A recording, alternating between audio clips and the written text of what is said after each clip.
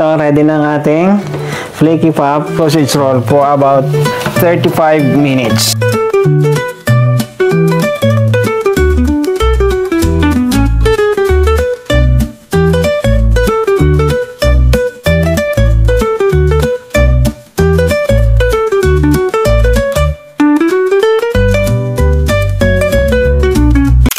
Hello again guys, welcome again sa aming YouTube channel, Emergency TV. Maraming salamat po muli sa patuloy pagsuporta sa amin. Dahil po sa inyo mga patuloy na sumusuporta at nag-subscribe sa aming channel, patuloy lumalawak ang ating naaabot. So maraming salamat po sa inyo mga subscribers. So ngayon po, magpapakita na naman tayo ng isang very staple dish of food or picnic po dito sa Inglaterra. Ito ang homemade flaky pop pastry sausage roll. So gagawa tayo ng ating sariling version. So basic lang ingredients nito. Na mayroon tayo dito, plain flour, table salt, butter. Yung butter natin, very cold ito, from freezer to. Kasi i-grate natin to. At ang ating cold water. So, kailangan din natin ng pang-brush na egg. So, pang-wash lang natin yan kapag natapos na. At ang ating sausage meat, ito, pwede kayong gumawa from scratch. Kung gusto nyong gumawa tayo ng from scratch ito, comment nyo lang down below sa ating video kapag na-upload na natin to. Pero, para sa mabilisang proseso ng ating sausage roll, ito, nabili namin sa Tesco. Ito ay pork sausage meat. So, may timpla na ito. At ito rin yung karaniwan na timpla na ginagamit nila dito. So, simulan natin pagganda ng ating pastry para sa ating sausage roll. Ito, meron tayo dito tinakal ng plain flour. So, ito ay, bilhin natin ito sa Aldi. So, Aldi, baka naman. At itong ating butter, ganun din. Sa Aldi din ito. So, freezer natin ito kasi ito ay ating grate dito sa ating flour para ma-achieve natin yung perfect na flaky pop pastry. So, meron tayo ditong grater.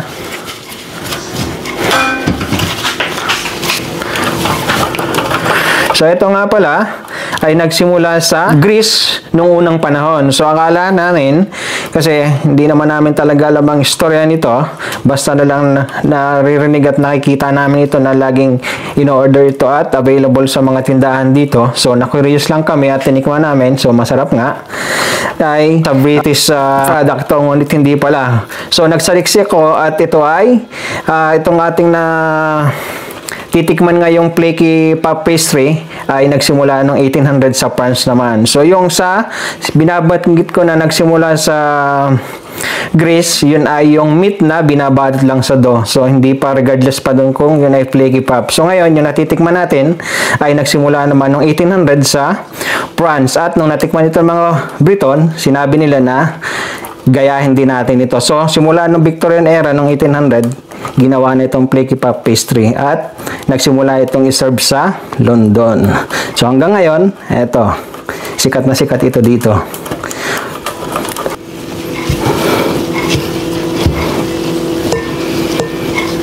So cover lang natin yung nag-grate na natin kasi matataas ang temperature niya. So baliwala din pagkaka-freezer natin. Gine-grate nga pala natin to para makuha natin yung evenly distribution ng ating butter.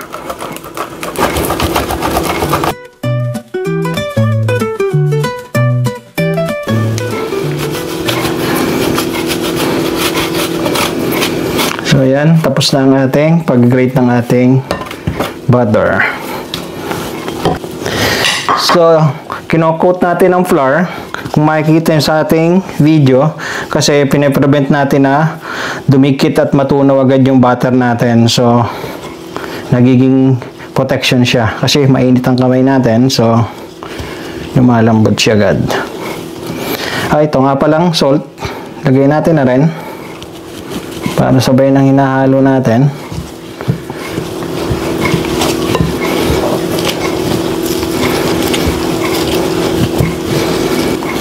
So, ayan. Well incorporated ang ating butter sa ating flour. So, gradually, lagyan natin siya ng cold water.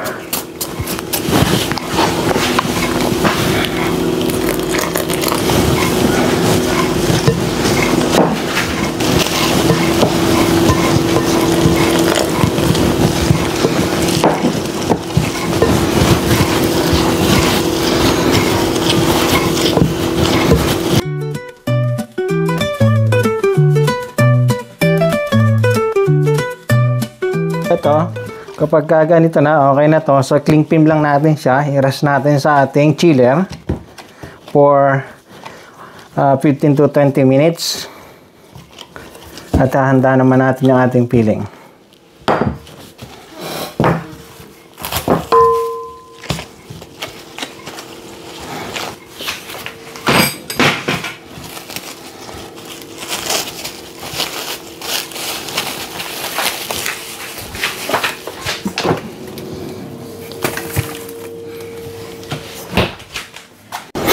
Okay, habang chinichil natin yung ating pastry sa ating fridge, so ihanda natin yung ating sausage meat. So, i-flour lang natin to kasi dito natin lalatag yung ating sausage meat at i-divide natin siya.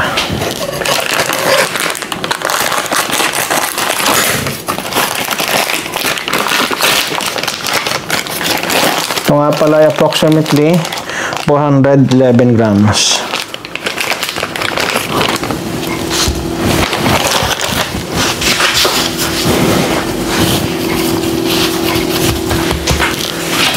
Sakat natin siya, tatlo.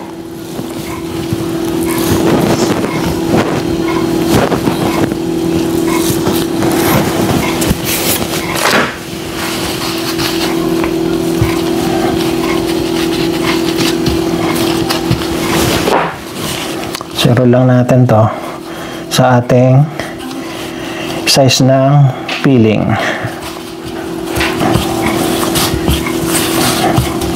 So, ayan.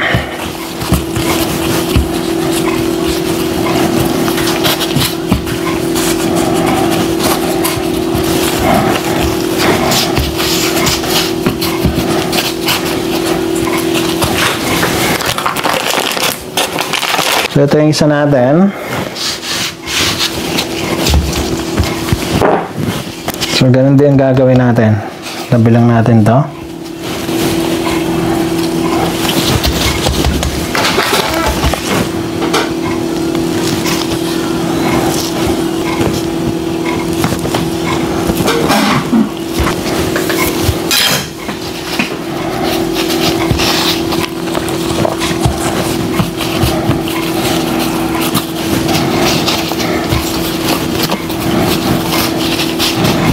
Para hindi lang dumikit sa atin.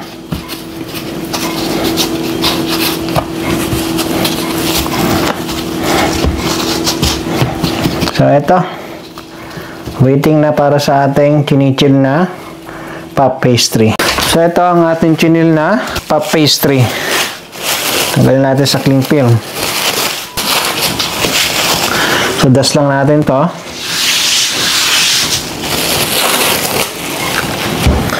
So, may nabibili nito na ready-made na rin kung ayaw nyo maggawa. So, pinakita lang natin yung from scratch dito.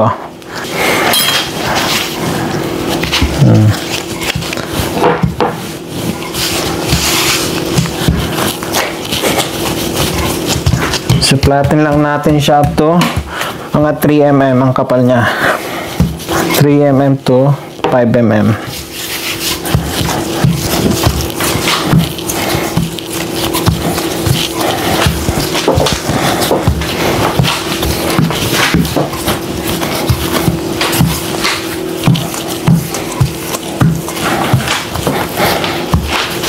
Ito, okay na to.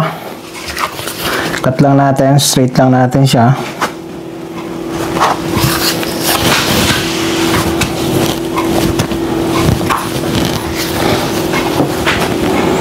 So, ang ina-aim natin, halos ganun kahaba sa ating filling.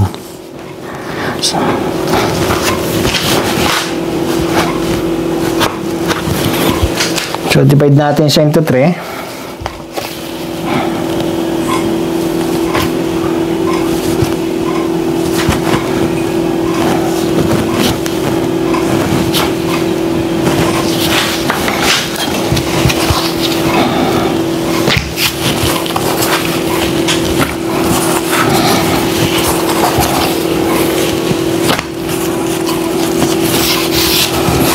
Set aside natin. So, itong isa naman.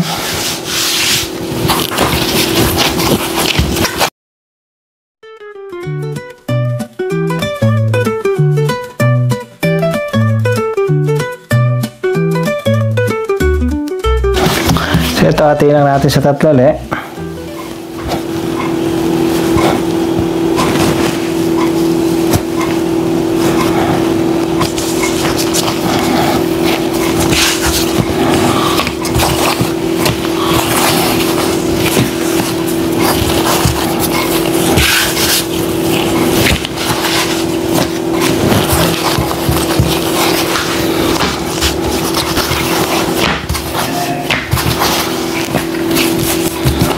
So, kunin natin yung nirest natin na isa.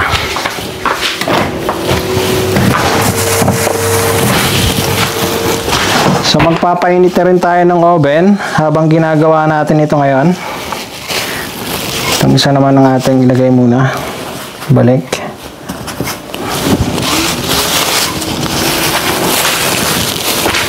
So, ito.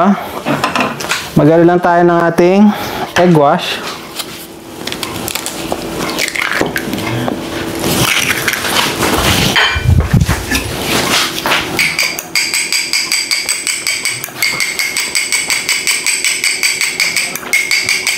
So ito, prepare na rin natin ito ating baking tray. Hilain lang natin siya ng ating baking paper o parchment paper.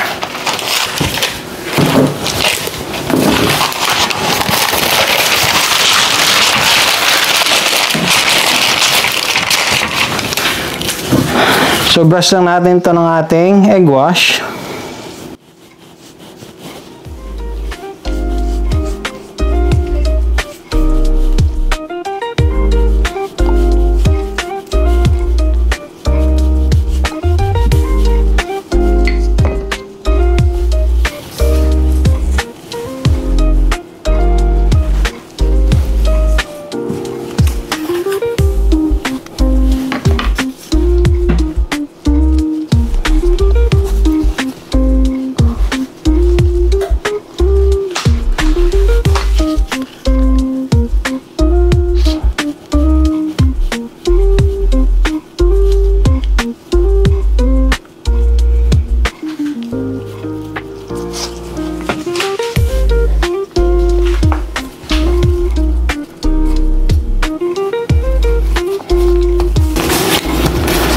Ito. So, ikakat natin siya mamaya. Nahin lang natin to.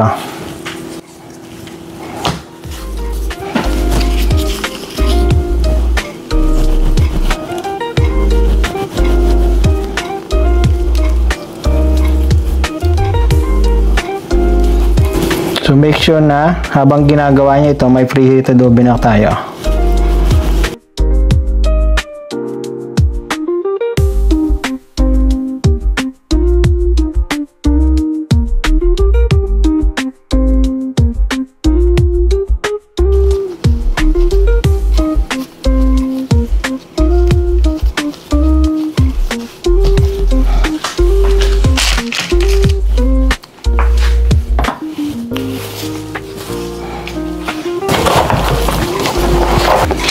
So ito, cut lang natin siya. Mga 2 inches.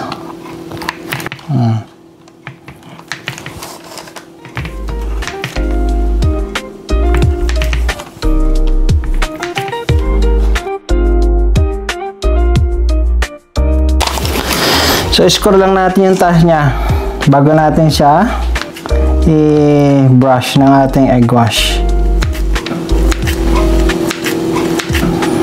So, kitchen scissor ang ginagamit ko para hindi siya mag-flatten.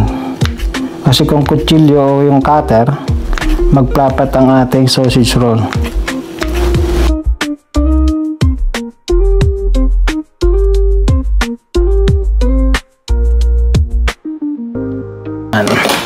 So, paidala natin siya ng ating egg wash at bibake na natin siya. Ito nga pala yung naging paborito namin simula nung na-liver transplant ang aming bunso. Kasi nung nasa Birmingham kami, nung na-liver transplant siya doon, so since ito is staple at may cheap version ito, yung lagi namin binibili, pamatid gutom. Kasi nagtitipid kami noon at hindi kami makapagtrabaho parehas mag-asawa. At malayo yun sa workplace namin. Malayo kasi dito yun sa Stoke, yung Birmingham. So, kailangan magtipid.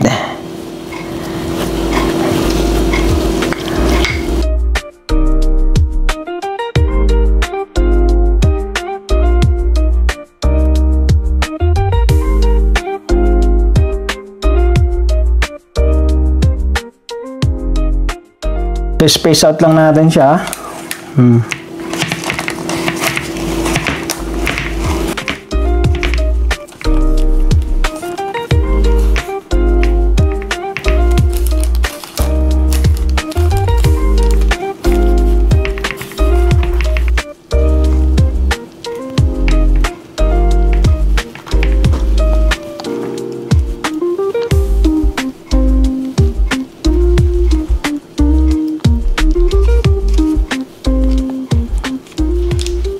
Ito, ready na for oven ang ating flaky sausage roll.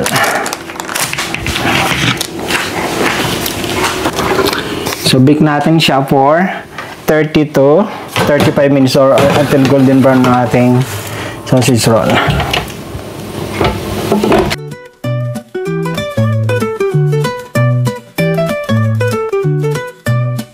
Ito, ready na ang ating flaky pop sausage roll for about 35 minutes.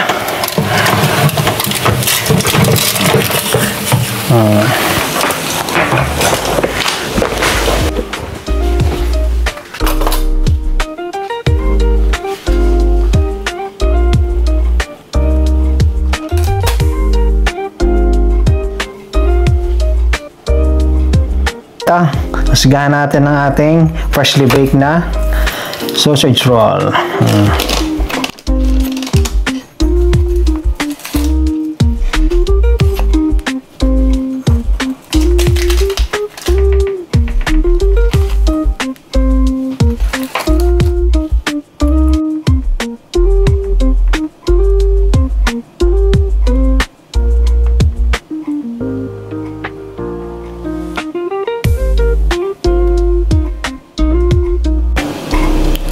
So, ito.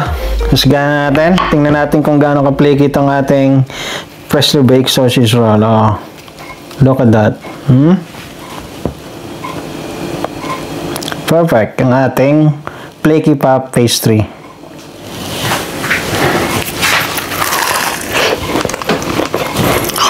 Ayos, sarap. May panghapunan na tayo.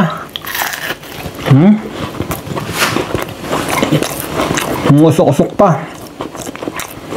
Look at that pasta. Flaky siya. Ito ang nagustuhan ng mga Briton dito.